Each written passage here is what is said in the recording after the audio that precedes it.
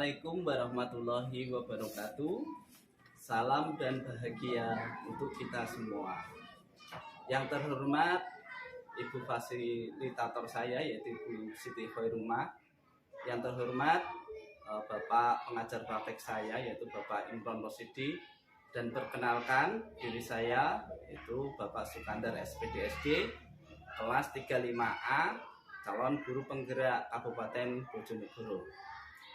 Pada sesi kegiatan ini, saya akan melakukan coaching untuk supervisi akademik dengan berkolaborasi dengan rekan sejawat saya yang bernama Ibu Rika Rohmulyani. Dalam kesempatan ini, saya akan melakukan pra-observasi supervisi akademik. Selamat siang, Bu Rika. Selamat siang, Pak. Gimana kabarnya hari ini? Alhamdulillah, sehat, baik. Ngomong-ngomong, dalam sesi perbincangan kali ini, Bu Rika menginginkan apa? Harapan saya setelah adanya kegiatan ini nanti, Pak, mudah-mudahan saya dan Bapak bisa saling bertukar pengalaman, kita bisa sharing pendapat. Tentunya saran dan masukan dari Bapak sangat saya harapkan untuk demi berkembangnya kemampuan mengajar saya, dan juga untuk kesulitan-kesulitan yang saya hadapi nanti, mudah-mudahan kegiatan ini juga bisa membantu saya. Oh, begitu ya. Jadi Bu Rika menginginkan besok dalam kegiatan supervisi akademik kita, Bu Rika ingin meminta saya untuk mengobservasi pembelajaran yang ingin Bu Rika sampaikan, begitu ya? Kalau boleh saya tahu, untuk pembelajaran besok Bu Rika ingin menyampaikan pembelajaran apa? Untuk besok materinya yaitu mata pelajaran Bahasa Indonesia bab 7, poin membedakan ciri-ciri uang logam dan ciri-ciri uang kertas, Pak. Lalu tujuan pembelajaran yang ingin Bu Rika sampaikan besok apa? Tujuan dari pembelajaran ini, setelah peserta didik mempelajari bab 7 ini, peserta didik dapat menjelaskan perbedaan antara uang logam dan uang kertas. Jadi peserta didik bisa atau dapat membedakan perbedaan antara uang logam dan uang kertas. Ya. Mestinya dalam pembelajaran besok Bu Rika sudah mempersiapkan materi-materi atau perangkat pembelajaran yang akan dilaksanakan untuk besok. Kira-kira perangkat pembelajaran apa saja yang sudah Ibu Rika siapkan? Untuk perangkat pembelajarannya, Pak, saya sudah mempersiapkan ada alur tujuan pembelajaran, ada capaian pembelajaran, kemudian modul ajar, ada juga sumber belajar, ada media pembelajaran, kemudian ada LKPD. Ya, kayaknya Bu Rika sudah menyiapkan cukup siap untuk pembelajaran besok. Kalau boleh saya tahu, dari beberapa persiapan yang Ibu Rika lakukan tadi, kira-kira Bu Rika mengalami kendala apa ya? Gini, Pak, untuk kendala sementara ini ada pada modul ajar. Nah, itu saya masih belum yakin menggunakan strategi pembelajaran apa. Ya, oleh karena itu mungkin ada saran dari Bapak. Jadi Bu Rika mengalami sedikit permasalahan dengan strategi pembelajaran ya. Ya. Strategi pembelajaran yang Ibu Rika inginkan itu seperti apa, Bu? Saya inginnya tuh peserta didik saya dia aktif di kelas, terus juga merasa senang, dan juga yang paling penting mereka bisa memahami apa yang saya sampaikan pada saat pembelajaran. Berarti Bu Rika menginginkan besok itu waktu pembelajaran itu siswanya jadi aktif dan bisa memahami pembelajaran yang Bu Rika lakukan. Kira-kira dari strategi Bu Rika seperti itu, langkah-langkah yang akan Bu Rika lakukan tuh apa untuk kegiatan besok supaya siswa aktif tersebut? Ya, kalau langkah-langkahnya tuh yang pertama itu saya mengkondisikan siswa terlebih dahulu supaya mereka siap seperti itu Pak ya.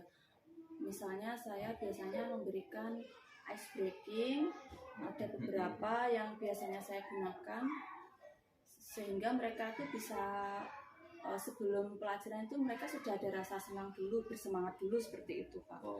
Kemudian yang berikutnya ada melakukan kegiatan ekspresi kan sudah ya. Kalau mereka sudah siap, saya baru menyampaikan tujuan pembelajaran yang akan dipelajari pada hari tersebut. Dan juga selanjutnya saya juga akan memberikan pertanyaan pemantik. Terus saya juga akan mengarahkan siswa untuk mengamati gambar uang, sebuah gambar Pak ya. Gambar dulu ya.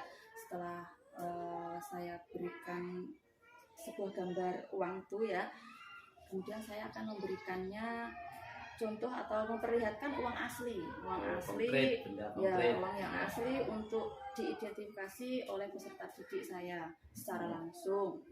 Dan ada juga saya akan mengajak bermain untuk menyebutkan ciri-ciri uang logam dan uang kertas dari apa yang tadi dilihat secara langsung, tadi uang asli itu tadi, yang konkret itu, tadi. Ya, yang kemudian setelah itu untuk mengetahui kemampuan peserta didik, saya akan memberikan lembar kerja yang akan dikerjakan oleh peserta didik saya. Kemudian pada penutup pembelajaran saya akan mengajak peserta didik untuk menyimpulkan keseluruhan pembelajaran yang telah kami pelajari pada hari tersebut, pada besok itu Pak. Nah, kemudian ada lagi setelah itu, kalau sudah selesai itu saya akan menyampaikan informasi tentang materi yang akan kita pelajari di pertemuan berikutnya. Ada untuk yang terakhir itu saya akan meminta peserta didik saya untuk mengungkapkan perasaannya terhadap apa yang telah mereka lalui pada besok itu, untuk disampaikan nanti di kelas ada emoji. Wah. Mungkin itu langkah-langkah untuk persiapan besok itu. Kalau saya lihat langkah-langkah yang akan Bu Rika lakukan besok itu sangat menarik sekali Bu. Di situ kayaknya Bu Rika sudah pertama melihat kebutuhan siswa tadi. Bu Rika mencoba memberikan gambar. Selain itu Bu Rika juga mencoba menggunakan media itu uang konkret biar anak itu tahu kayaknya kayak gitu kan. Jadi secara tidak langsung Bu Rika besok itu sudah berusaha melakukan pembelajaran berdiferensiasi, yaitu menyesuaikan kelas dengan kebutuhan siswa. Selain itu saya lihat tadi untuk langkah-langkah kegiatan Bu Rika besok, Bu Rika kayaknya juga sudah berusaha menerapkan pembelajaran sosial emosional. Itu kayaknya terlihat dari siswa disuruh mengungkapkan perasaan mereka di akhir pembelajaran. Wah, cukup menarik sekali Bu Rika. Saya jadi tidak sabar untuk menunggu hari besok, melihat bagaimana Bu Rika menyampaikan pembelajaran tersebut. Saya kayaknya cukup menarik Bu Rika untuk besok. Mudah-mudahan Pak. Iya. Oke Bu Rika, saya kira pembicaraan kita sudah cukup hari ini. Sampai ketemu besok Bu Rika. Ya, Pak, terima kasih. Mudah-mudahan besok akan terlaksana sesuai dengan harapan dan juga bisa menjadi pembelajaran bermakna untuk kita semua. Ya, terima kasih Bu Rika atas waktunya. Selamat siang.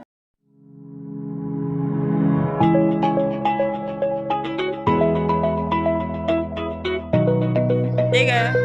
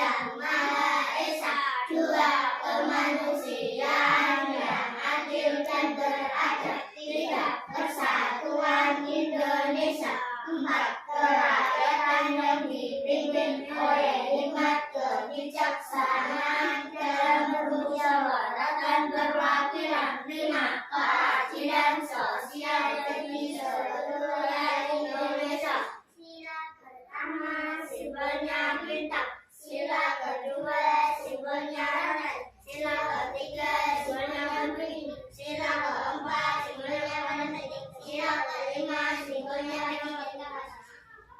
Assalamualaikum warahmatullahi wabarakatuh. Waalaikumsalam warahmatullahi wabarakatuh. Apa kabar hari ini? Sebelum pelajaran kita ini dulu ya, seperti biasa kita pakai tepuk apa? Puasa saja ya, karena bulan puasa. Ayo coba 1, 2, 3. Tepuk puasa. Tidak makan, tidak minum, tidak makan. Jaga hati, jaga mulut, jaga mata. Quran terus dibaca sambil menunggu buka. Tarawih bangun sahur jangan lupa. Puasa. Tepuk 1. Yes. Tepuk 1. Yes. Tepuk 2. Oke. Tepuk 3. Semangat. Tepuk 4. Konsentrasi. Tepuk 5. Siap belajar. Alhamdulillah ya, berarti sudah siap belajar. Hari ini kita akan mempelajari tentang perbedaan ciri-ciri uang logam dan uang kertas ya. Nah, sebelumnya ada yang membawa uang saku apa tidak nih? Ya puasa ya, jadi nggak ada yang bawa uang saku. Itu boneka beri contoh aja ya, gambar. Ini sebelumnya ini paketnya kita bagi dulu ya.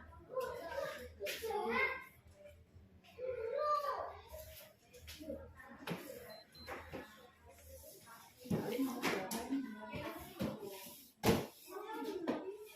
3, 1. Kamu berapa?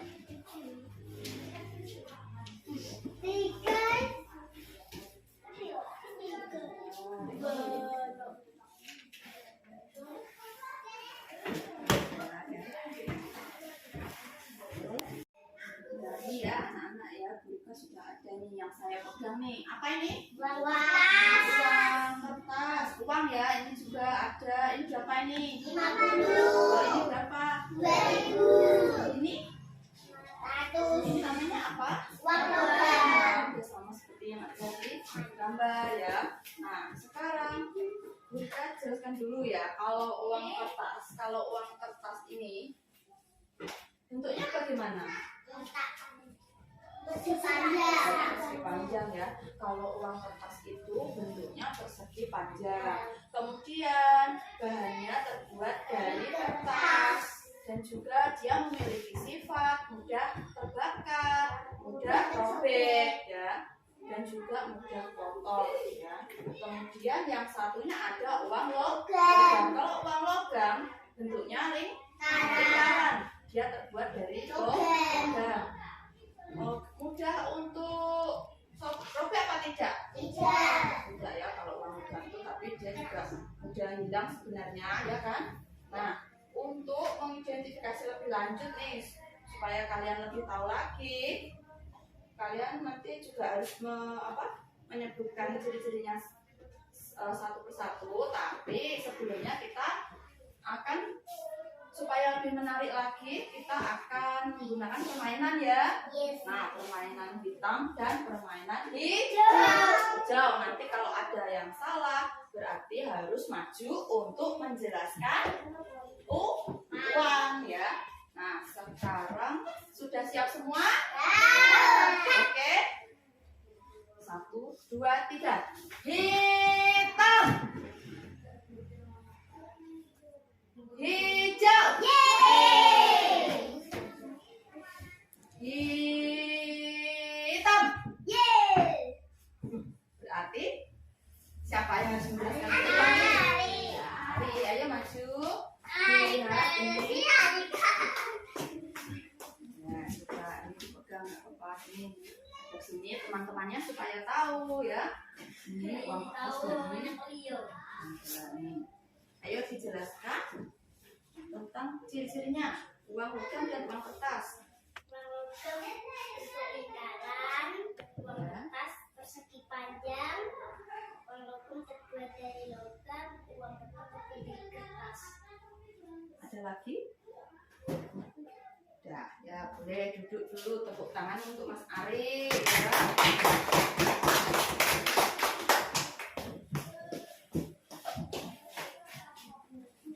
Ini anak-anak ya, supaya Bu Rika tahu pemahaman kalian sampai di mana. Nah, sekarang kalian akan Ibu beri lembar kerja siswa ya, lembar kerja untuk mengerjakan soal-soal tentang apa yang telah kita pelajari hari ini. Nah, silakan dikerjakan ya. Jangan lupa diberi nama.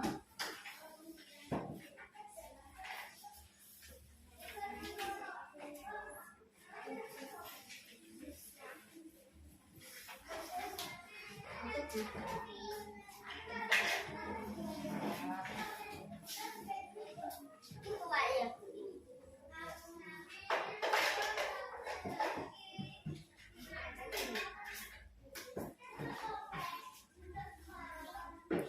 1. Ya, anak-anak, rasa waktu kita ternyata sudah hampir habis ya. Makanya kita akan coba kita simpulkan bersama-sama perbedaan uang logam dan uang kertas.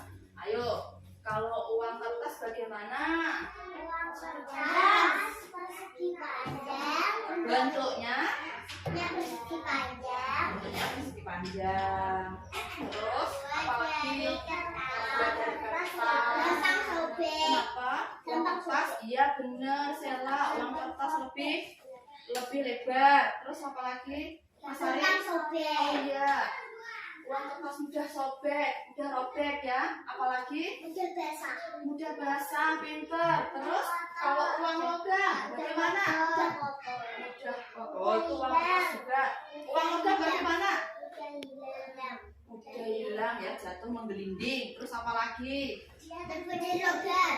Terbuat dari logam, iya benar, Alia. Bentuknya lingkaran. Bentuknya lingkaran. Kalau beda sekali dengan uang kertas. Terus apa lagi? Ada lagi? Ya. Ya, tidak ada, sudah itu ya. Nah, kalau begitu kalian semua tadi senang atau tidak belajarnya? Jika ingin tahu perasaannya kalian setelah belajar hari ini, apakah senang, apakah tertarik dan lebih bersemangat lagi? Oleh karena itu, Rika ingin memberikan ini apa namanya? Stik ya, yang sudah ada namanya kalian. Kemudian kalian taruh ke stiker emoji yang ada di sebelah timur. Sebelah barat sana ya. Ayo, ini Mas Kendra.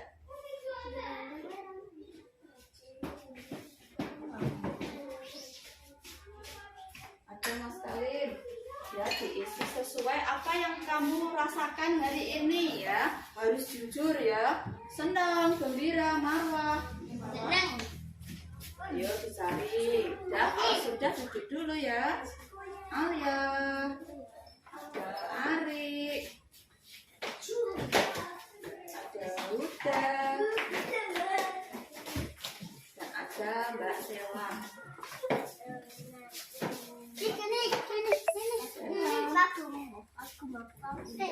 Sudah, Mas Kalim sudah.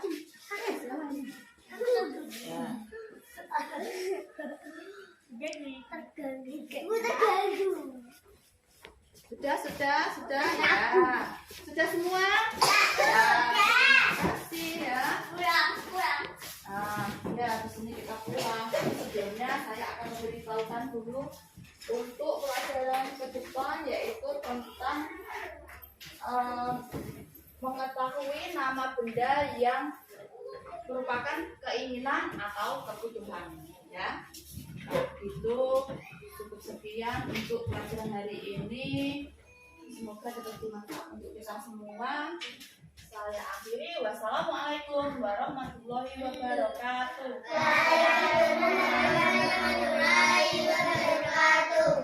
Mari kita berdoa terlebih dahulu. Nah, untuk Mas Ari, ayo disiapkan teman-temannya. Doa mulai. A'udzubillahi minasyaitonirrajim. Bismillahirrahmanirrahim. Wal asri innal insana lafi khusr illal ladzina amanu wa amilus sholihati wa tawasaw bil haqqi wa tawasaw bis sabr. Rabbana atina fid dunya hasanatan wa fil akhirati hasanatan wa qina adzabannar. Amin ya rabbal alamin. Terima kasih untuk hari ini. Tetap semangat dan jangan lupa untuk selalu beribadah di rumah, menjaga kesehatan ya. Saya akhiri. Wassalamualaikum warahmatullahi wabarakatuh. Waalaikumsalam warahmatullahi wabarakatuh.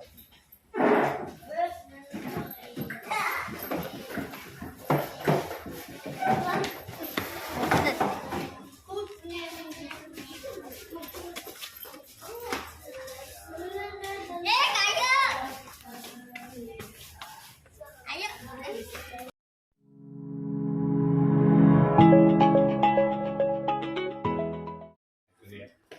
Assalamualaikum warahmatullahi wabarakatuh. Waalaikumsalam warahmatullahi wabarakatuh. Yang kami hormati Pak Kandar, Bu Rika.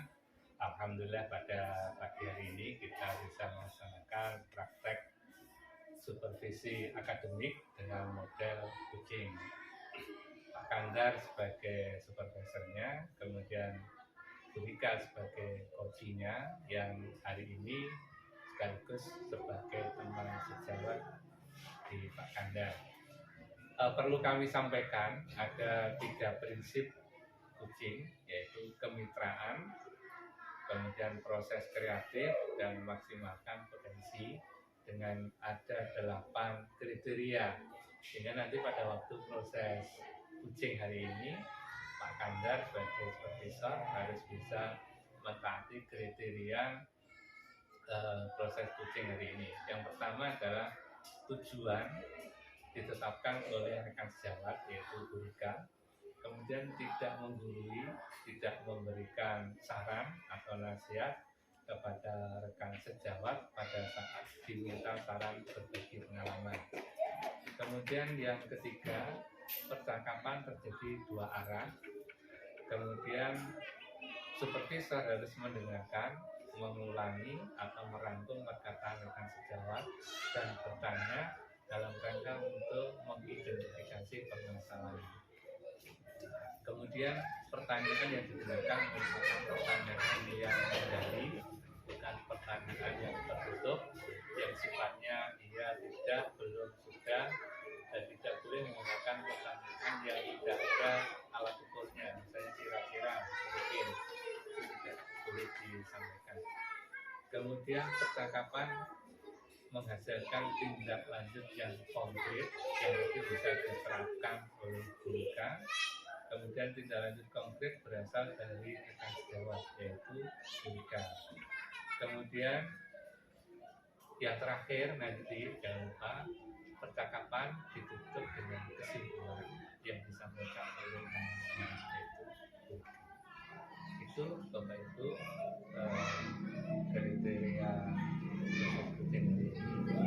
Maka Bapak Ibu sudah siap untuk melaksanakan proses kucing seperti saya katakan, kucing sudah, monggo dimulai dengan waktu sekitar 1 jam.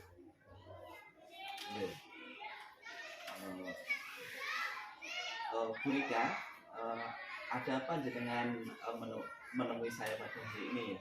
Apakah ini terkait dengan kegiatan supervisi dan observasi yang kita lakukan kemarin? Ya, begini Pak Kandar. Kemarin kan saya sudah melaksanakan pembelajaran di kelas. Nah, pada saat melaksanakan pembelajaran itu saya masih ada yang kurang. Pembelajaran kemarin itu kan tentang perbedaan uang kertas dan uang logam. Dengan tujuan pembelajaran, peserta didik bisa menjelaskan perbedaan uang kertas dan uang logam. Tetapi saya masih ada yang kurang, itu apanya. Dari pembicaraan kita hari ini, mereka ingin menginginkan tujuan seperti apa yang ingin kita Begini Pak Anda, kemarin itu kan sebelumnya saya menginginkan pembelajaran yang interaktif dan menarik untuk peserta didik.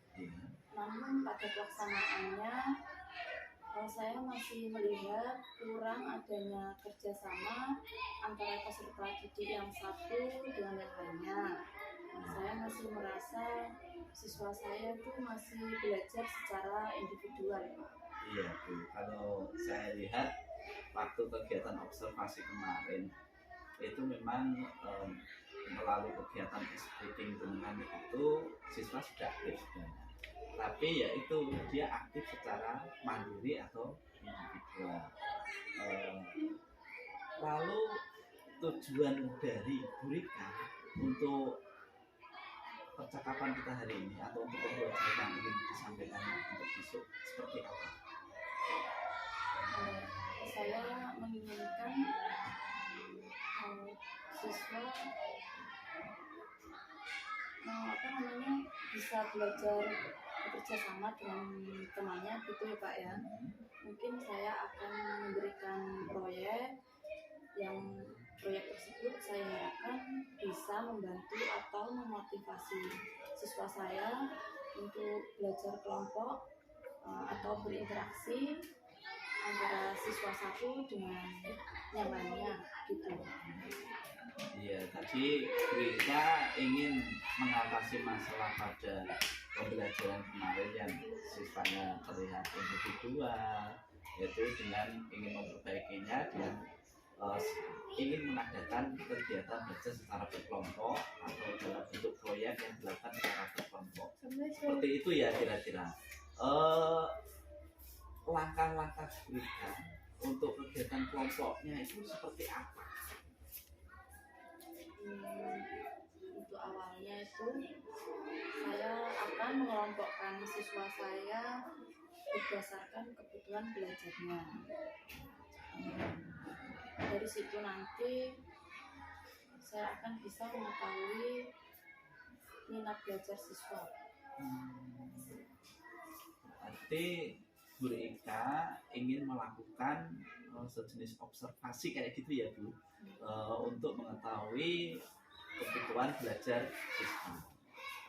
Observasi seperti apa yang akan Burika lakukan untuk mengetahui kebutuhan belajar seperti siswa, mengetahui kebutuhan belajar siswa tersebut? Pertamanya begini Pak ya, saya akan melakukan observasi dulu, observasi terhadap siswa saya secara keseluruhan supaya saya mengetahui kebutuhan belajar siswa, baik itu kebutuhan belajar visual, kebutuhan belajar auditory maupun kebutuhan belajar kinestetik. Nanti dari observasi tersebut saya bisa mengelompokkan, misalnya peserta didik yang dia berminat pada kebutuhan belajarnya itu ada pada kebutuhan belajar kinestetik, maka saya akan mengelompokkan mereka dengan teman yang satu minat itu. Kemudian kalau yang berminat di belajar kebutuhan belajar auditory juga akan saya kelompokkan kepada teman yang satu minat, satu kebutuhan itu ya maksudnya. Kemudian juga demikian untuk yang kinestetik, saya akan mengelompokkan siswa sesuai dengan kebutuhan belajarnya, yang temannya juga sama minatnya, seperti itu. Jadi langkah Burika nanti pertama yaitu ingin melakukan observasi terhadap kebutuhan siswa. Tadi Burika juga menjelaskan menjelaskan bahwa kebutuhan siswa sesuai dengan bakat minatnya seperti auditori, kinestetik, dan visualnya. Untuk supaya mereka mendapatkan hasil yang benar-benar valid terhadap kebutuhan belajar siswa, langkah mereka seperti apa yang akan dilakukan mereka? Pak Desannya Oh, iya Bu, saya unjuk dulu. Jadi kan anak silakan.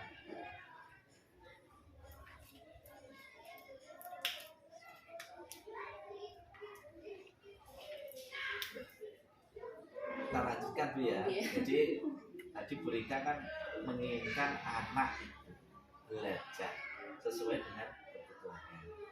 Dengan Bu Rika mengelompokkan dalam 3 kebutuhan tadi ya, audio, visual, kinestetik. Langkah-langkah Bu Rika supaya Bu Rika benar-benar tahu bahwa anak itu berkebutuhan video, berkebutuhan audio, kebutuhan kinestetik itu seperti apa gitu.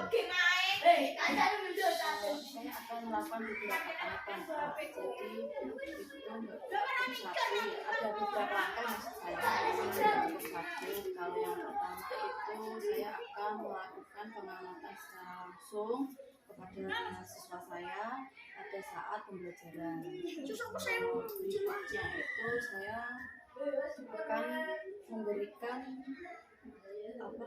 kuesioner kepada siswa. Dan yang terakhir itu saya bisa melakukan kesepakatan dengan orang tua atau melalui siswa. Untuk tadi Bu Rika, langkah Bu Rika secara rinci Bu Rika ingin melakukan 3 langkah ya kayaknya. Pertama tadi mengamati siswa secara langsung waktu pembelajaran. Yang kedua itu Bu Rika ingin misalnya secara individual melakukan kuesioner dengan siswa. Yang ketiga, Bu Rika juga ingin menjalin komunikasi atau kolaborasi bersama orang tua untuk mengetahui anaknya itu seperti apa, yang minatnya anak seperti apa, seperti itu ya. Untuk perencanaannya Bu, misalnya Bu Rika menginginkan maaf agak sedikit flu. Saya ulangi Bu, untuk perencanaannya Bu, misalnya untuk langkah pengamatan itu akan kita lakukan kapan, untuk kuesionernya kapan, itu gimana? Kalau untuk pengamatan saya bisa melakukannya mulai besok bisa. Saya akan melakukan pengamatan tersebut langsung di dalam kelas pada saat pembelajaran. Dari situ nanti saya akan langsung mengetahui kebutuhan belajar siswa saya, kebutuhan apa saja yang mereka butuhkan gitu. Kemudian untuk kuesionernya saya akan mempersiapkannya terlebih dahulu. Di situ nanti dalam kuesioner saya akan memberikan beberapa pertanyaan tentang kebutuhan belajar. Nanti setelah mereka mengisi kuesioner tersebut, saya juga jadi bisa mengetahui kebutuhan belajar siswa. Kemudian yang terakhir itu dengan wali murid itu saya akan melakukan kesepakatan terlebih dahulu. Nah, saya bisa langsung mungkin ke rumahnya begitu Pak Kandar, bisa langsung ke rumahnya untuk bertanya secara langsung kepada orang tuanya. Kalau di rumah itu berdasarkan pengamatannya orang tua itu minat belajarnya atau kebutuhan belajar siswanya, kebutuhan belajar anaknya itu kebutuhan apa gitu. Dan setelah nanti dari orang tua akhirnya kan saya bisa tahu apakah itu sesuai dengan langkah awal tadi, yaitu langkah pengamatan saya, dan langkah yang mengisi kuesioner itu apakah sesuai dengan menurut wali murid tersebut. Luar biasa jika langkah-langkah jenengan tadi, saya pikir untuk mendapatkan data valid itu sudah cukup hebat. Jadi Bu Rika tidak hanya mengandalkan pengamatan, tapi Bu Rika juga menginginkan adanya diskusi bersama siswa yang bersangkutan misalnya. Jadi hasilnya nanti selain itu supaya untuk mendapatkan data yang lebih mantap terkait kebutuhan belajar siswa, Bu Rika juga ternyata ingin melakukan visitasi ke orang tua. Untuk ketiga langkah tadi, pelaksanaannya kapan? Ketiga langkah tadi, misalnya pengamatannya itu kapan, terus lihat kapan, dan kedua orang tua itu kapan gitu. Untuk tadi kan jangan saya sampaikan Pak Kandar. Oh. Saya maunya itu kalau untuk pengamatan kan bisa saya lakukan secara langsung besok gitu ya. Besok bisa saya lakukan di dalam saat pembelajaran. Jadi saya bisa tahu. Tapi kalau untuk kuesionernya saya mempersiapkan terlebih dahulu. Mungkin saya akan memberikan kuesioner tersebut sekitar minggu depan. Nah, untuk berkunjung kepada wali murid juga akan saya lakukan untuk minggu depan juga setelah anak-anak mengisi kuesioner. Oh gitu. Jadi Bu Rika, rencana Bu Rika untuk pengamatan itu Bu Rika bisa dilakukan besok karena waktu pembelajaran kan pengamatan kan bisa dilakukan waktu pembelajaran. Sedangkan untuk kuesioner tadi Bu Rika butuh waktu karena ingin menyiapkan pertanyaan atau apa ya. Sedangkan untuk orang tua ya, sedangkan untuk orang tuanya Bu Rika menginginkan tadi kesepakatan dulu dengan orang tua. Jadi saya pikir perencanaan Bu Rika sudah cukup bagus Bu terkait dengan kegiatan tersebut. Sekarang terkait dengan pelaksanaan dalam arti gini Bu, kira-kira siapa saja orang yang ingin Ibu Rika libatkan dalam kegiatan tersebut. Jadi kan Bu Rika kan ingin kan rencana Bu Rika itu kan berhasil, ya kan? Nah, supaya menjamin keberhasilan rencana Bu Rika tadi, Bu Rika ingin melibatkan siapa saja. Gitu. Ini Pak Kandar, kalau saya maunya itu yang banyak yang ini ya, banyak yang membantu ke kekurangan saya, saya bisa dibantu teman saya, nanti teman guru, dan juga kepala sekolah, kemudian bapak ibu wali murid. Jadi dalam hal ini Bu Rika ingin melibatkan seluruh stakeholder yang ada di sekolah, khususnya di kelas Bu Rika ya, dan dibantu oleh kepala sekolah. Oh iya. Terima kasih Bu Rika untuk pembicaraan kita hari ini. Apa Bu Rika sudah merasa punya rencana tersebut sudah cukup atau mungkin ada perlu yang dibahas lagi Bu Rika? Sepertinya sudah cukup Pak. Mudah-mudahan nanti ini rencana saya bisa terlaksana ke depannya, terlaksana dengan lancar dan sesuai harapan. Iya, jadi kalau tadi kesimpulan dari pembicaraan ini, kalau Bu Rika bisa menyimpulkan seperti apa tadi ya? Kayak pertama tadi Bu Rika menginginkan kerja kelompok gitu ya. Ya, jadi begini, karena saya kan merasa ada kekurangan dalam pembelajaran yang saya lakukan, yaitu itu tadi. Dalam pembelajaran saya, siswa saya masih belajar secara individu. Kemarin belum saya berikan tugas secara proyek yang bisa membuat mereka itu bekerja sama, berinteraksi secara maksimal, begitu ya Pak Kandar. Oleh karena itu, di tahap ini saya menginginkan saya akan melakukan itu tadi observasi, yang dimana observasi tersebut nanti saya bisa menentukan kebutuhan belajar siswa saya, baik itu kebutuhan belajar visual, kebutuhan belajar auditory, maupun kebutuhan belajar kinestetik. Nah, setelah observasi, observasi tersebut akan saya lakukan dengan 3 langkah. Yang pertama ada pengamatan secara langsung kepada peserta didik saya pada saat pembelajaran. Kemudian ada pemberian kuesioner terhadap peserta didik saya. Dengan mereka mengisi kuesioner itu,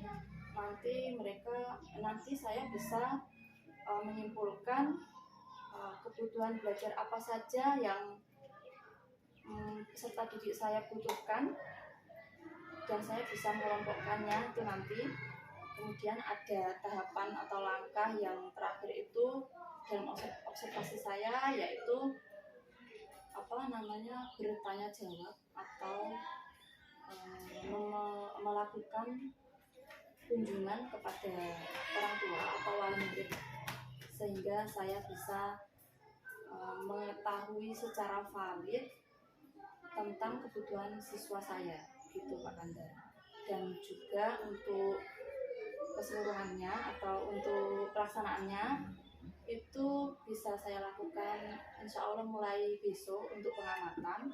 Kemudian untuk kuesioner saya harus mempersiapkannya terlebih dahulu, jadi bisa saya lakukan mungkin minggu depan, dan juga setelahnya itu saya akan berkunjung secara langsung ke rumah wali murid gitu.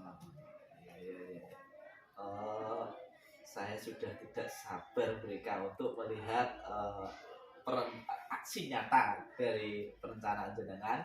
Semoga dari perencanaan jenengan besok itu akan berjalan lancar dan mereka menginginkan hasil yang memuaskan dari rencana-rencana yang mereka sampaikan. Besok mohon saya dikabari ya Bu, saya ingin melihat aksi nyatanya. Terima kasih Pak Imron, saya kira sudah cukup untuk coaching hari ini. Semoga ini bermanfaat untuk mereka dan saya sendiri juga bermanfaat. Terima kasih Pak Imron. Terima kasih Pak Kandar Burika yang tadi sudah melaksanakan proses coaching.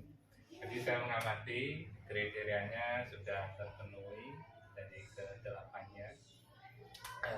Saya berharap bahwa proses seperti ini tidak hanya hari ini, tetapi ke depan itu kalau misalnya ada masalah itu polanya dibalik. Jadi kalau yang selama ini mungkin kan kepala sekolah supervisi itu berkunjung ke kelas-kelas ngamati, si A ngajarnya masih begini, si B ngajarnya, tapi sekarang polanya dibalik seperti pasien dengan dokter. Jadi ketika seseorang itu sakit, bukan dokter yang mencari kamu sakit ya gitu, tetapi si pasien ini yang mendatangi dokter untuk menyampaikan bahwa saya merasa begini. Nah, cuma ketika memberikan solusi yang cara dokter yang tidak boleh ditiru ya. Kalau di dokter kan saya sakit flu, sudah minum ini sakit 3 kali sehari, tetapi dengan proses coaching ini antara supervisor dengan coachnya, coach dengan coachnya itu mempunyai derajat yang seimbang. Jadi seolah-olah ini dianggap sebagai teman. Jadi Pak Kandar, walaupun mungkin suatu saat kepala sekolah ya, kalau misalnya CGP-nya selesai kan beliaunya jabatannya di kepala sekolah begitu. Ini pada saat proses coaching begitu tetap dianggap sebagai teman sejawat, sehingga Burika ketika menyampaikan permasalahannya itu tidak ada perasaan ewo-bekewo. Tapi kalau supervisi dianggap atasan dan bawahan, pasti itu ada ewo-bekewo gitu. Jadi begitu harapan kedepannya. Saya menilai secara umum sudah bagus, walaupun nanti masih ada kata-kata kira-kira mungkin dan seterusnya, walaupun ke depan mestinya tidak boleh ya, atau seharusnya tidak dipakai ya. Mungkin saya akan melakukan minggu depan, nah mestinya langsung saja saya akan melakukan minggu depan pasti karena mungkin itu alat alat ukurnya agak sulit itu, mungkin itu barangkali mungkin. Iya. Jadi kita harus pakai alat ukur pasti. Iya, Ini buat iya. belajar Iya, bersama. Kan sharing ini. Iya. Rencanakan aksi itu kan mestinya ada duditnya ya, tanggal sekian atau tanggal sekian. Oke. Terima kasih Bu Rika, Pak Kandar. Dari saya cukup sekian. Saya kira wassalamualaikum warahmatullahi wabarakatuh. Waalaikumsalam warahmatullahi wabarakatuh.